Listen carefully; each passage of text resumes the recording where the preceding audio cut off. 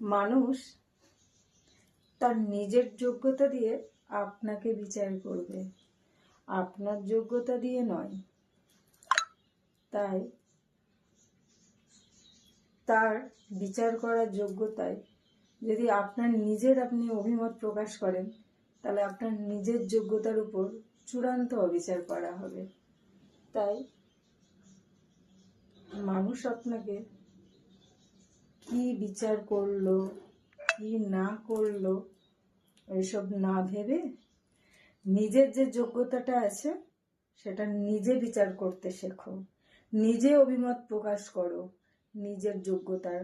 অন্যকেও সেটা প্রকাশ করিয়ে দেবে, আর নিজের যোগ্যতাটা অন্য কারোর উপর দিয়ে তুমি নিজের অভিমতটা প্রকাশ করবে, তাহলে নিজেকে নিজের চূড়ান্ত অবিচার করবে। সুতরাং ওটা করো না, নিজেরটা নিজের মতো থাকো।